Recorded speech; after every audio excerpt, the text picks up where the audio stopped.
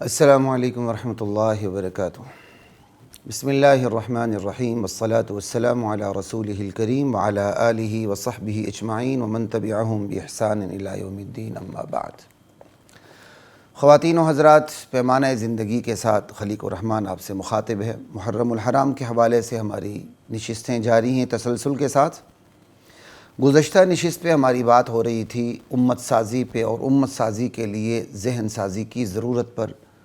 ذہن سازی نہیں ہو رہی، پھر ہم نے اس کے کرداروں پہ بھی بات کی کہ ذہن سازی کیوں نہیں ہو رہی اور اس کے بنیادی کردار کون کون سے ہیں، اس پر بھی ہماری بات ہو گئی، جس میں سر فہرست مداہن علماء ہیں، ریاست ہے، بے خبر علماء ہیں، اور اسی طرح کمزور علماء ہیں، اور بدقسمتی کے ساتھ سیاسی علماء کا بیانیہ بھی تبدیل ہوتا جا رہا ہے، اور بہت سی چیزیں۔ آج کی نشست میں ذہن سازی کے حوالے سے بات یہ کرنی ہے کہ آج امت کی امت سازی نہیں ہو رہی۔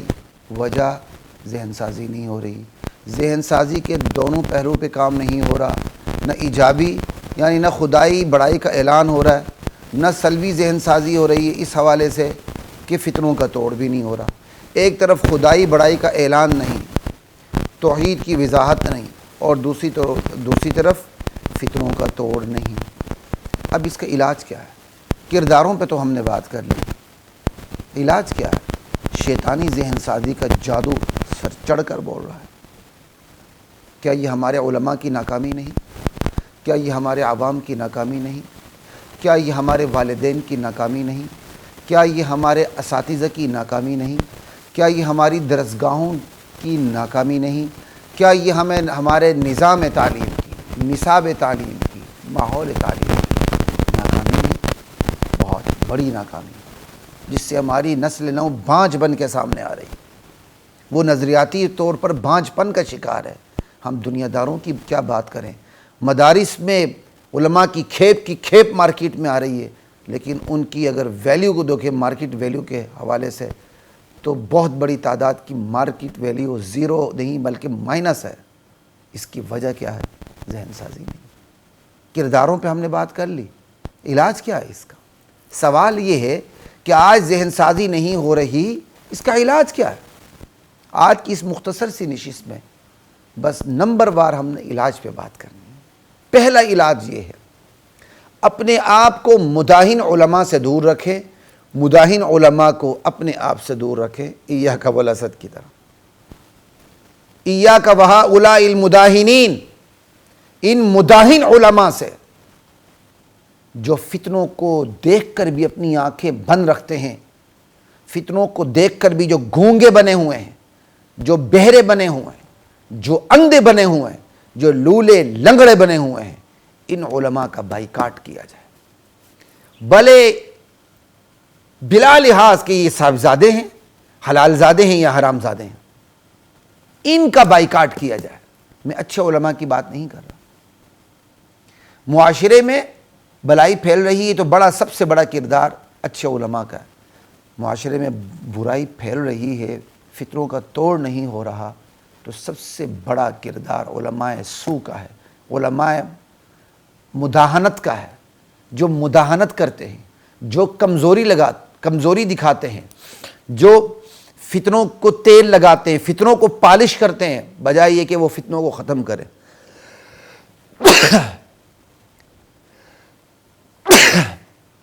الحمدللہ، لا الہ الا اللہ۔ ایسے علماء ہیں جو بڑا تابناک اپنا ماضی رکھتے ہیں، یعنی ماضی تابناک پس منظر رکھتے ہیں، وہ بڑوں کی اولاد ہیں، لیکن ایک نمبر کے مداہن ہیں۔ دشمنان صحابہ کے ساتھ ان کی جفیاں لگتی ہیں، دشمنان صحابہ کو وہ نمازیں پڑھاتے ہیں،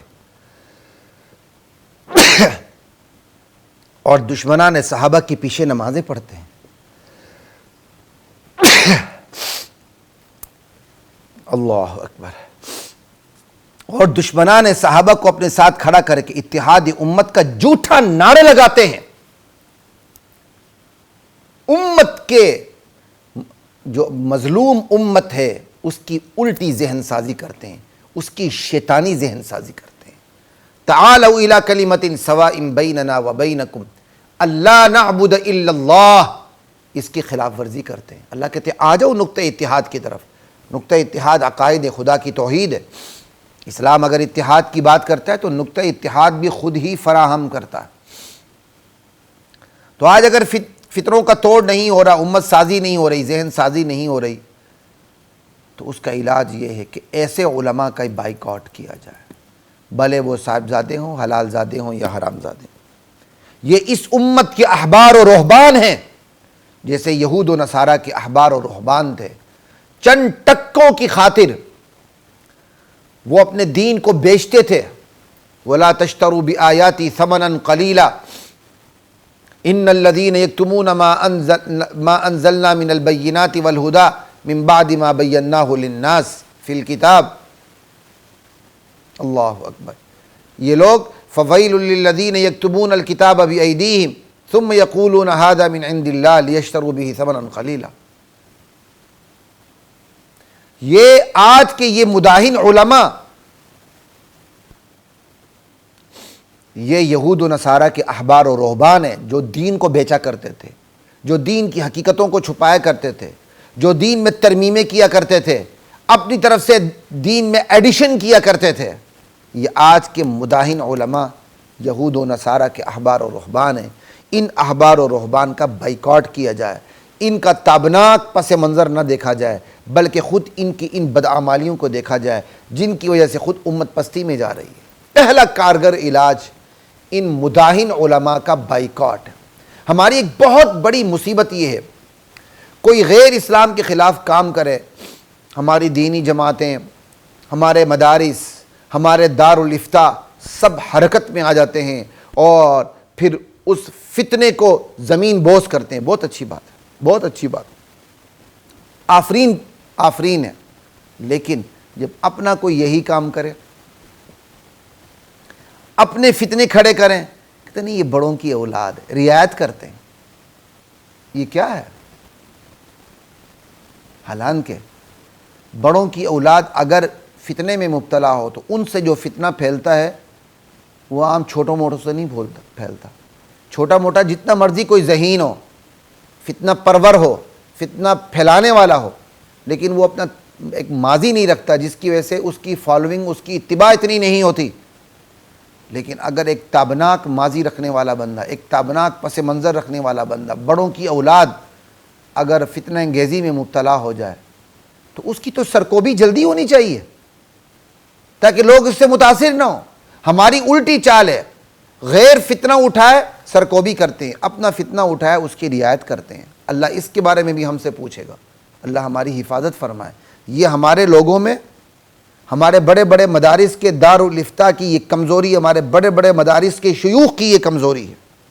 اللہ اس کمزوری سے ہمیں باز آنے کی توفیق عطا فرمائے۔ ہمارے بڑے بڑے میڈیا چینل ہیں، اس وقت ہر طرف فطروں کے تابڑ توڑ حملے ہیں اسلام کی صداقت پر، کائنات کی آخری صداقت پر، اور جواباً ہماری کیا تیاری ہے، ہمارا کیا جواب ہے؟